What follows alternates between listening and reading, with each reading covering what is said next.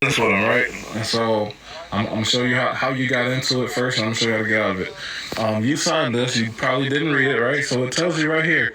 By signing this, you agree. We may report information about your account to credit bureaus. Late payments, missed payments, or other defaults on your account may be reflected in your credit report. We may report your account information in your name and the names of authorized user. We may also obtain follow-up credit reports on you if you think we reported incorrect information to a credit bureau. Write us at customer service address on the billing statement. We will investigate the matter and we'll tell you if we agree or disagree with you. If we agree with you, we'll contact the credit bureau to which you report it and request a correction. If we disagree with you, we will tell you that. Information sharing. So this is the key right here, right? This is what you said. You authorize us. Stupid nuts. You authorize us to share information about you as permitted by law, period. I want y'all to think about that for a second. You authorize us to share information about you as permitted by law. This includes information we get from you and others. It also includes information about your transaction with us. Please see our privacy notice for details about our information sharing process. Now, that's how you got into it. This is how you got into it. You signed a document that looked like this. This is quarter 3 last year. It's only got better over time. If you had this a year ago, 5 years ago, whatever, it's less and less powerful. They've been adding on to this. They do addendums to this damn near every 30 days. But the main thing that doesn't change is the law, right?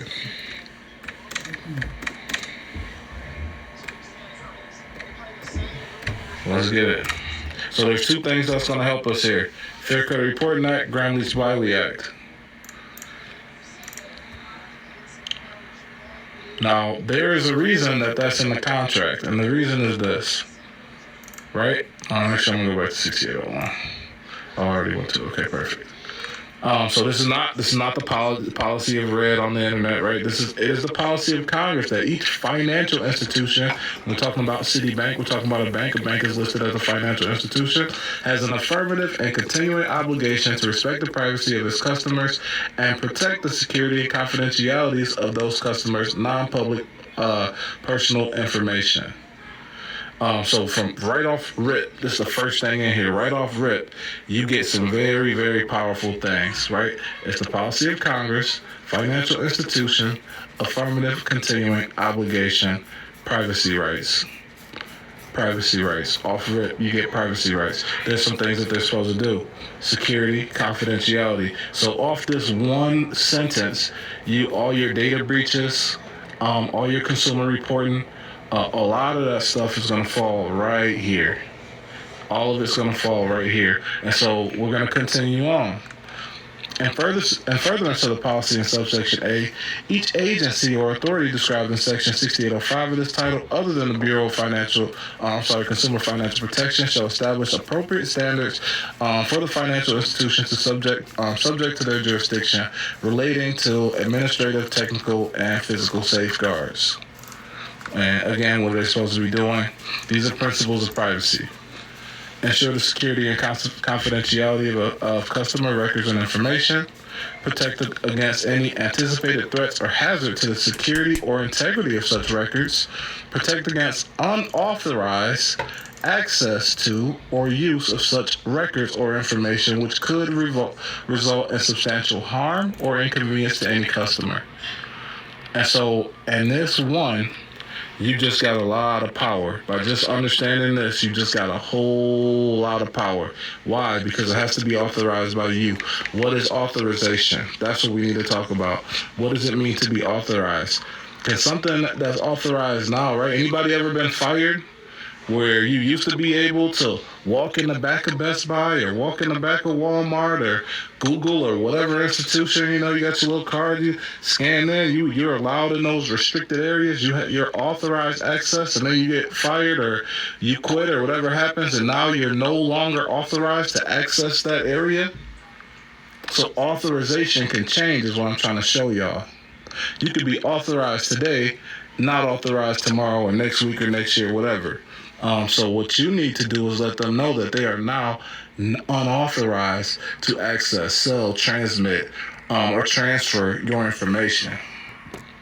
When we get things to privacy, you're bringing it to a very, very, very powerful level. But we're gonna get a little more detailed. We're gonna get a little more surgical, right? So that's the basis, right? That's the meat and potatoes. But we want to get our scalpel out and really dig in. Let's continue.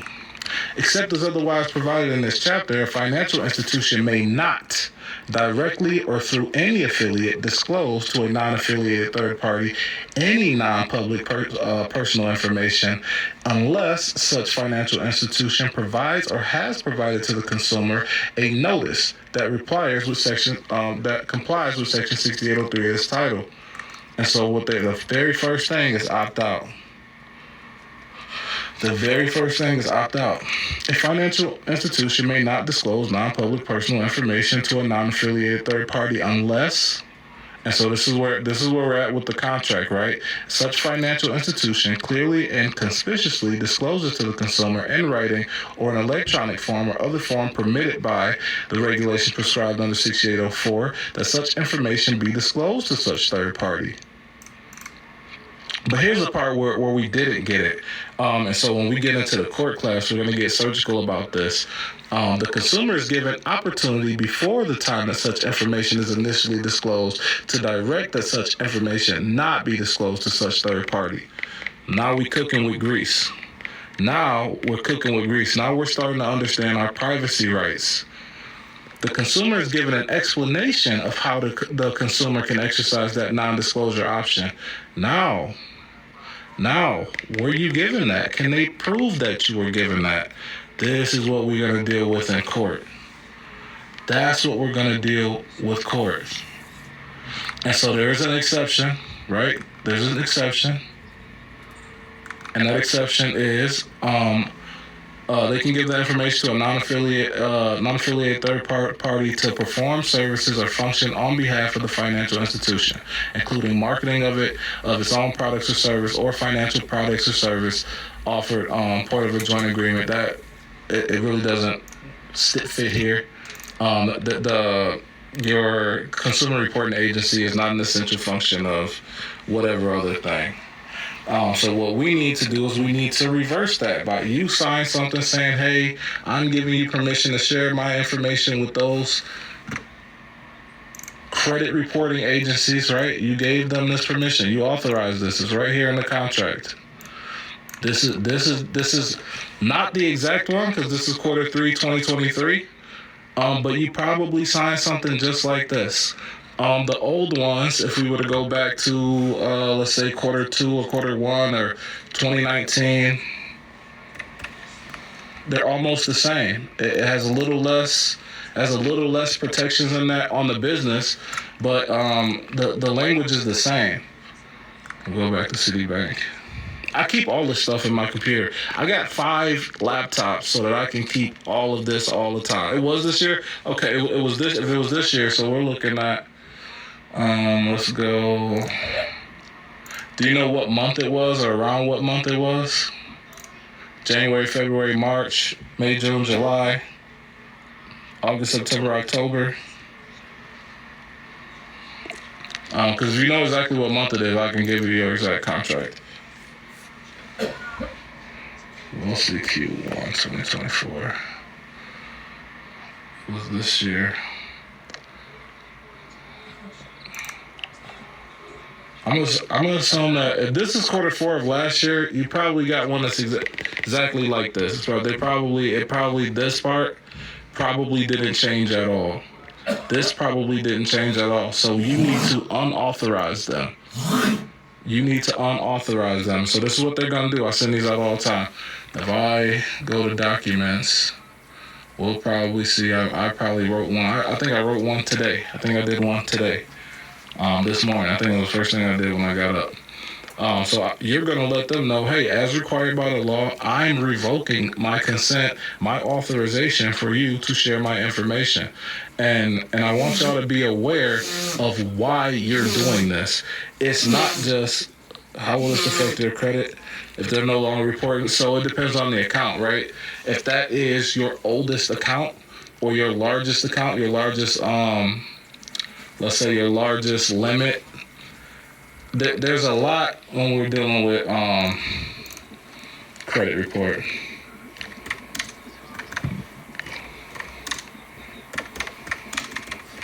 Let's make a pie chart.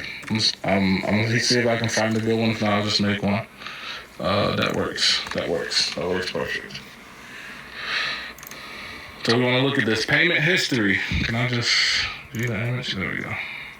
Payment history is going to be 35%. 35% of your score. Your score is out of 850. Well, let's do some math. And so you gotta math it a little bit. So if your score is 850 points times 0.35 is 297.5 points are going to be due to payment history. The rest is going to be amounts owed. That's utilization. That's those balances. That's how much of that. So you want to keep this. They usually want to see under 30% puts you in good. Under I think 20% puts you in great. And under 9% puts you in fantastic. That's crazy. That's absolutely crazy.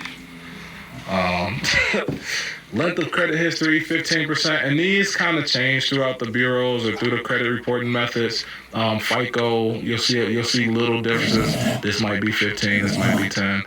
The minor things, they change a little bit. But for the most part, this is it.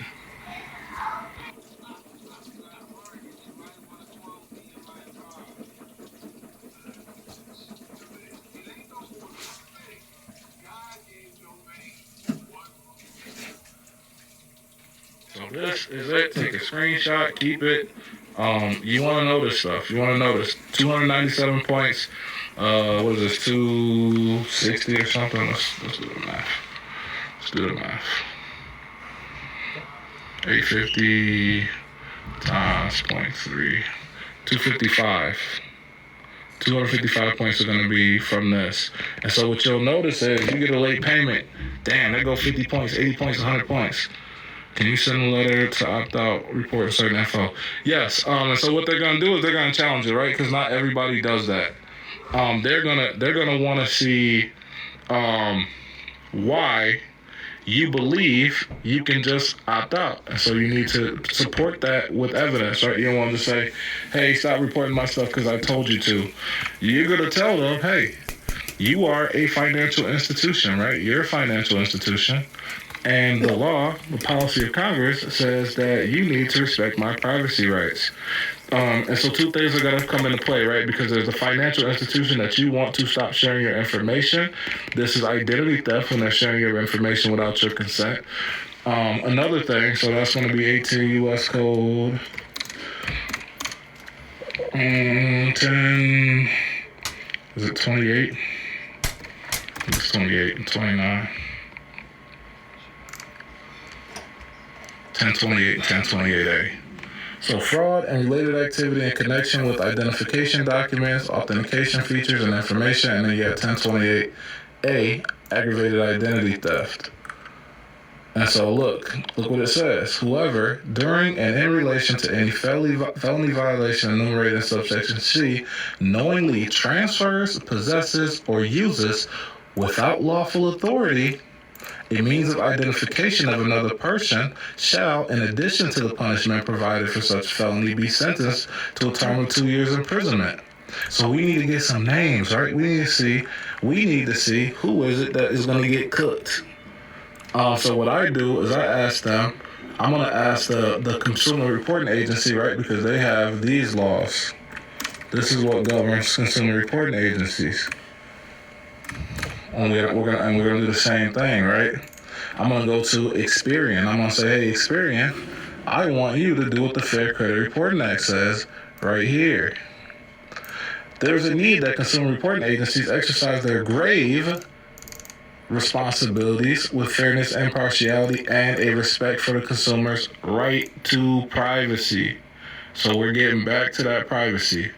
We're getting back to that confidentiality, that security. It need to be authorized. Don't believe me? Guess what else it says in the very next page? On the very next page, it tells you in the rules of construction. It tells you what's not supposed to be on here. It tells you all the stuff that's not supposed to be on here. And then it gives you the permissible purposes of a consumer report. And again, it's going to tell you that you need written instruction of the consumer to whom it relates to give that report. They don't have you never said, hey, TransUnion, I'm 18, start reporting all my information. Start doing that. You never said, yo, TransUnion, Equifax, Experian, I want you to compile every bill I never paid and use it against me so that I can't get the things that I need in life.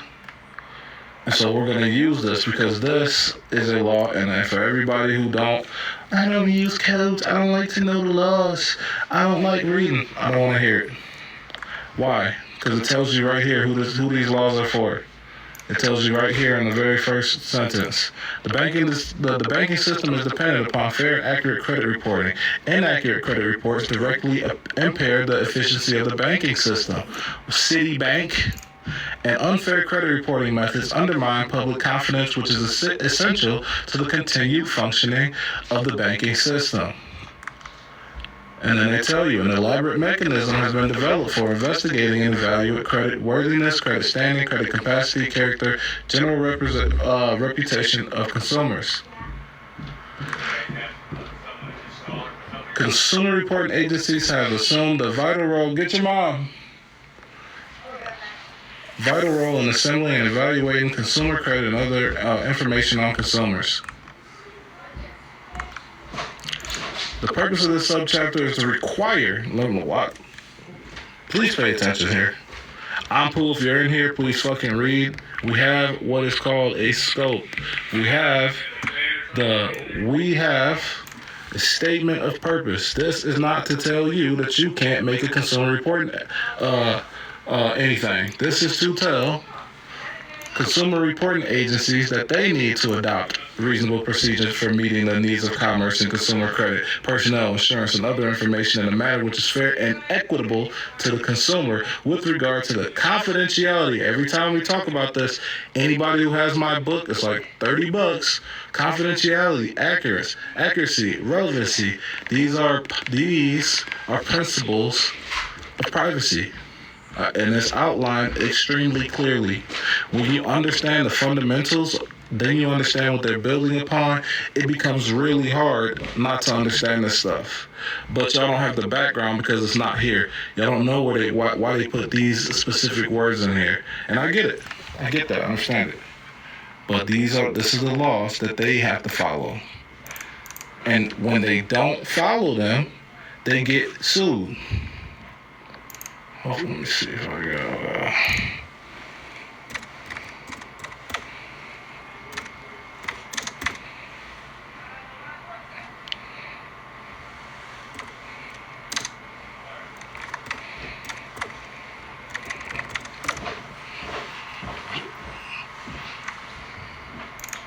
No, I don't want that. Hold on, y'all. Give me 1 second.